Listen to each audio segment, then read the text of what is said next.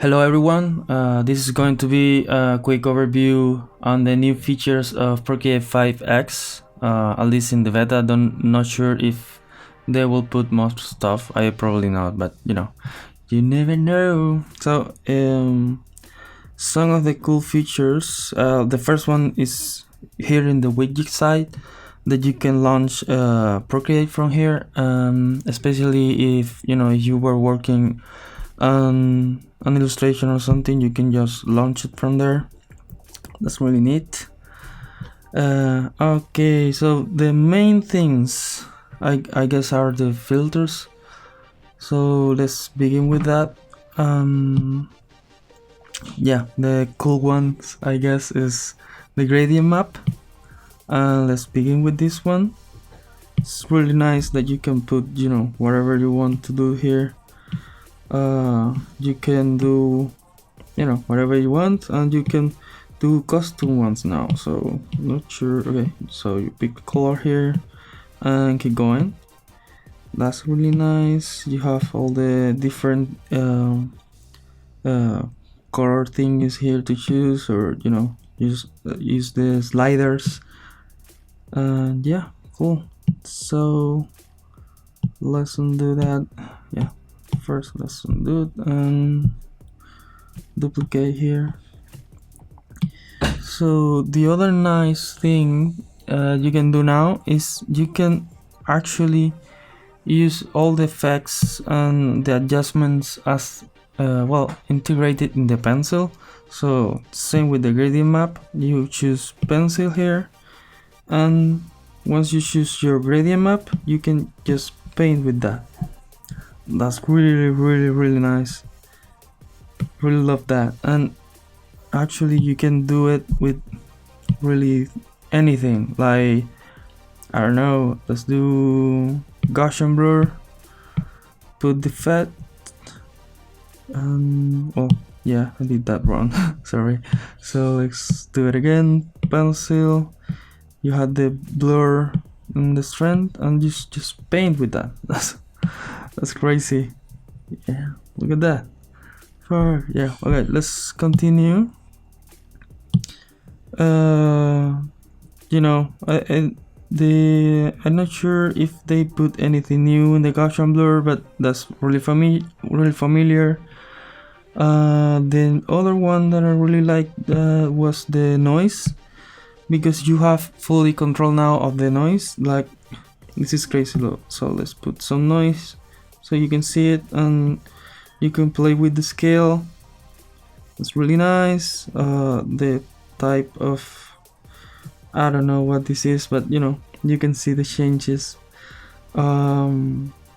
Turbulence, I guess it's just the type of noise that you can put it here. Same here, all these different variations, and all the type, like for example, you have some color in there, if additive, if not, that's really nice. And other cool thing is, you double tap in the screen, you got this quick menu thingy here that if allow you to apply, to do, just hit preview and it will show you the image without it. Just reset and start over. That's fantastic. Okay, next one, bloom. I really like this one. I find myself sometimes just doing this manually, with screen layers and things like that, but this is really nice. Like, it essentially just burn all the whites until you can play with the strength, the transitions. This really cool filter. This will come really handy.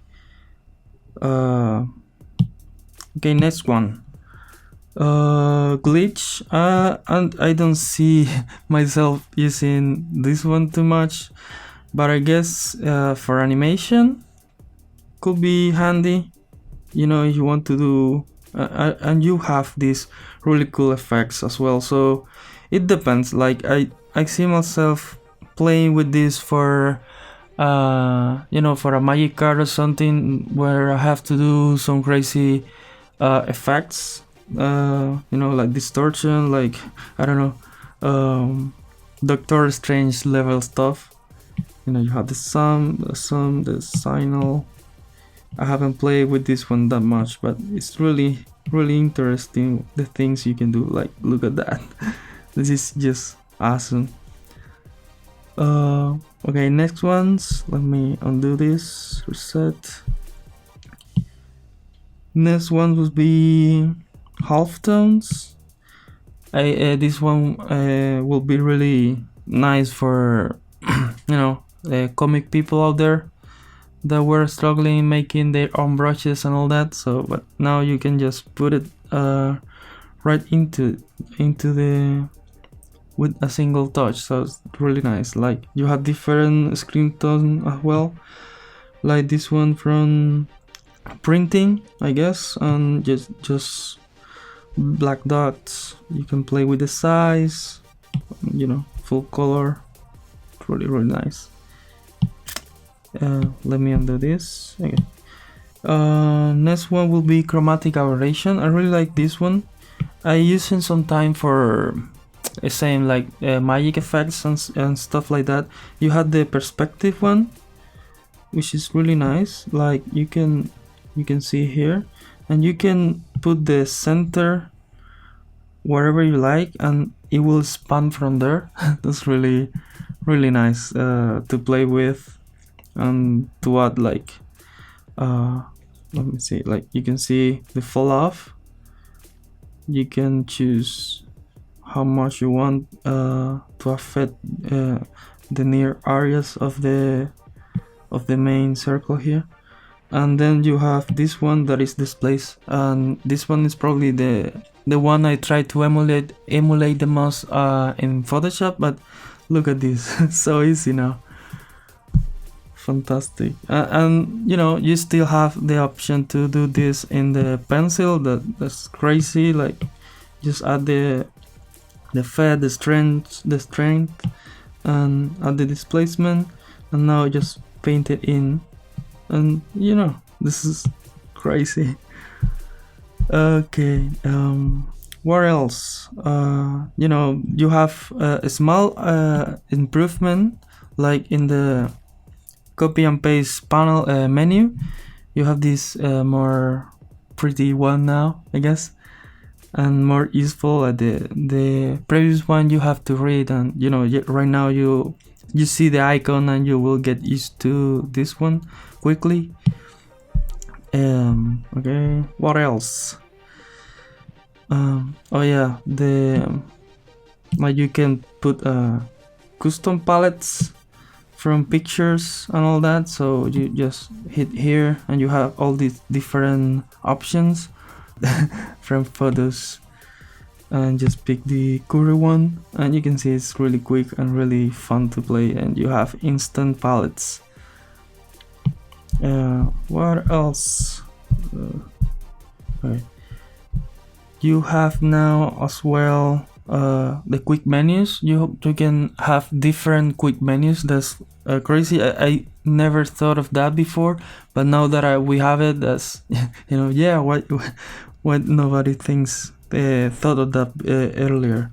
Like, you have I don't know how many, but yeah, you can keep adding quick menus here, and depending on your workflow, maybe you are working on the sketch and you only need a couple tools. But yeah, maybe in the rendering stage you need more options, and you know, you have them now.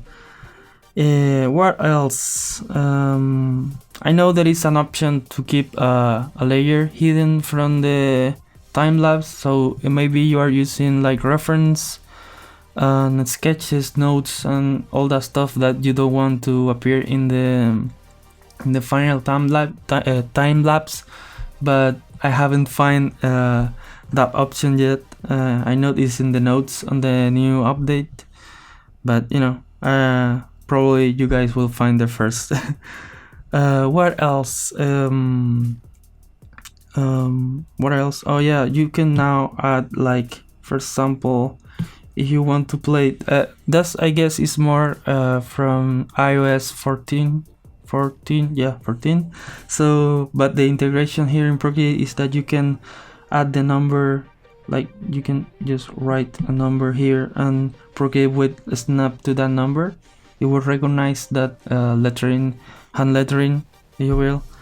And I trying to remember what else we have now. Chin chin. Oh yeah, this one is really handy. The reference tab. Yeah, this one especially is really weird. But, I see some people playing with this. I look like a crazy person right now, but you can have an image as reference. It's really handy for, I guess, quick reference. Like probably I will stick to BizRef or something like that for large image pack. But if you only need one, like for example, maybe you are working on a hand on something and you have your reference in this window, and you don't need to split the screen because you had really limited space here in the iPad, so you want to be you want to save as much space as possible. And then you also have, let me see if I can make the menu, yeah, like a small window for a quick view of the overall picture. That's really fantastic. That's probably the best use I will give to this reference menu. Like maybe you are working really zoom in and you can see the whole picture here. That's really handy as well. I keep repeating that word and every time. Okay. What else? I guess that's all. I know there are small adjustments in the brush thingy here in Procreate. Like you have way more options now, but I haven't played with that because I don't really play anymore with the brush settings. I just bring my Photoshop brushes or my earlier brush pack that I did for the previous version, and I just have enough with that. Let me close the reference panel. Okay, one other thing that's really cool is you can add right now like from a color fill from selection. So let's pick a pretty color and add a new layer, and so you just draw. Oh shit! Okay. You just select and it will fill instantly. That's fantastic. This is really fun. And the other thing is the transform tool. So let's say you have you select one part, copy and paste, and you want to transform that.